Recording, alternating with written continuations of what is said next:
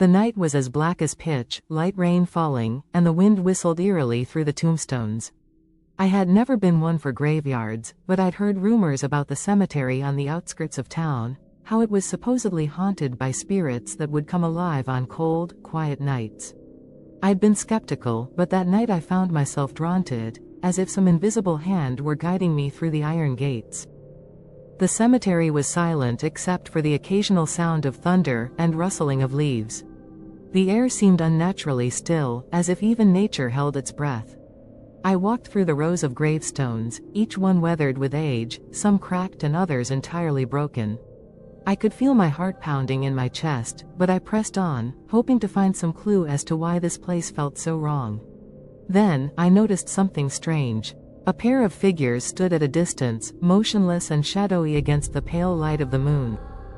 At first, I thought it was just a couple of kids, maybe locals trying to play a prank. But as I drew closer, something about them felt off. They stood perfectly still, almost statuesque, dressed in what looked like old-fashioned clothing, the kind you'd see in a photograph from the 1950s. They were just kids, two young girls, maybe 10 or 12 years old, standing side by side. But something about the way they held themselves made me stop dead in my tracks. "Hello?" I called out, my voice wavering in the silence. They didn't respond, didn't move an inch. I tried again, louder this time, but still, nothing. That's when I noticed their eyes. They were completely black, without any whites or irises, just pools of endless, consuming darkness.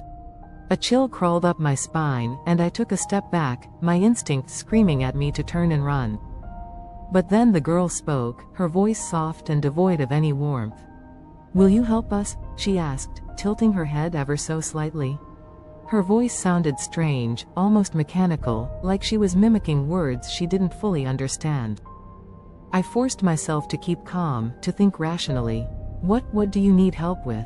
I asked, my voice barely a whisper. "Our parents," the girls replied in tandem in the same flat, unsettling tone. "They're waiting for us." I glanced around, hoping, praying, to see someone else, maybe a caretaker or another visitor. But we were alone, surrounded by gravestones and the oppressive silence. I knew something was horribly wrong. Every instinct I had was screaming at me to get out of there, to leave these children and their strange request far behind. But there was a pull to them, something I couldn't quite explain, as if their black eyes held some hypnotic power over me. "We can't leave," the girl said, her voice growing softer, almost pleading. "Not without you." The words didn't make sense, but there was a strange, growing compulsion inside me, an almost desperate need to help them. It felt like they were reaching into my mind, tugging at something deeply rooted, something primal. I took a step forward before I even realized what I was doing. "Wait," I managed, my voice trembling, "where are your parents?" One of them extended a hand, her fingers thin and almost skeletal in the pale moonlight. "They're close," she whispered. "They just need you to come with us." A sudden gust of wind whipped through the cemetery, colder than anything I'd ever felt, like it had blown straight from the depths of some forgotten underworld. The temperature dropped, and I could see my breath misting in front of me. The darkness in their eyes seemed to grow, swallowing the dim light around us. I was locked in place, unable to move, as if their gaze held me like chains. Finally, some deep instinct took over. With every ounce of willpower I had left, I forced myself to break eye contact, to step back, and then another step. The children didn't move, didn't chase after me, but I could feel their eyes on me, those hollow, black pits following my every step. I turned and ran, my footsteps echoing in the silence, the darkness pressing in from all sides. I could still feel their gaze, heavy and unrelenting, as I fled through the rows of tombstones. I didn't look back, didn't dare to. When I finally reached the cemetery gate, I stopped to catch my breath, my heart racing like it would burst.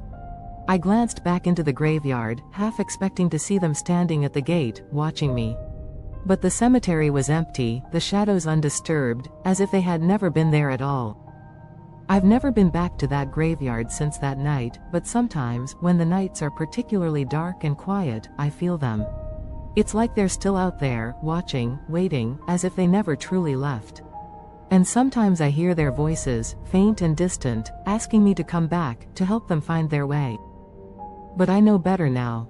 Because once you look into those black eyes, once you feel that unnatural pull, it never truly leaves you. And somewhere in the depths of that cemetery, those black-eyed children are still waiting, forever bound to the shadows, waiting for the next soul foolish enough to wander into their domain.